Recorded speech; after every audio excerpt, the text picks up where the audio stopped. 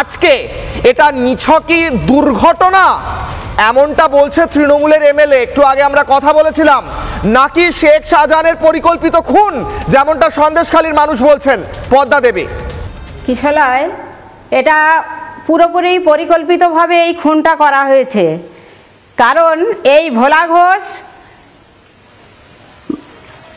শেখ শাহজাহানের সঙ্গে দীর্ঘ 7-8 বছর ধরে রাজনৈতিক কাজ করেছে এবং পরবর্তীতে এদের দুজনের মধ্যে একটা টাকা নিয়ে বিবাদ বাধে এবং শেখ শাহজাহান একে বড় অ্যামাউন্টের একটা টাকার অঙ্ক ঘাড়ে চাপিয়ে দিয়ে মিথ্যে বদনাম দেয় টাকা চুরির।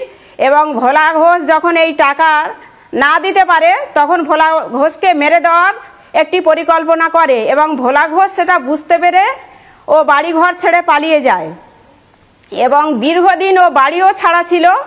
সেই সময় এই শেখ শাহজাহান এবং তার বাহিনী দিয়ে এই ভোলা ঘোষ এবং তার ভাইদের ঘর বাড়ি সব লুটপাট করে নেয়।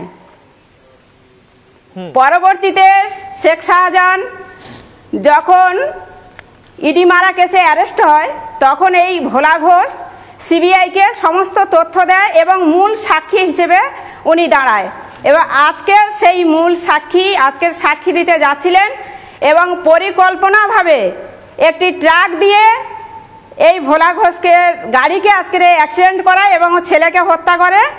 এবং এই যে গাড়ির ড্রাইভার ছিল আলিম মোল্লা, এই আলিম মোল্লা সিবিআইয়ের খাতাতে একে খুঁজে পাওয়া যাচ্ছে না। সেই আলিম মোল্লা আজকের এটা পরিকল্পনা করে আজকের যে খুনটা করেছে, শেখ শাহজাহান জেলে বসে ওখানে বসে খুনের চক্রান্ত করে দিচ্ছে, খুন করিয়ে দিচ্ছে। তাহলে আজকের কেন শেখ শাহজাহানের জন্য মুখ্যমন্ত্রী চিৎকার করেছিল বিধানসভায় দাঁড়িয়ে? আবারও একবার প্রমাণ হলো যে শেখ শাহজাহান মাননীয় মুখ্যমন্ত্রীর কতটা উপকারের কাজ করে।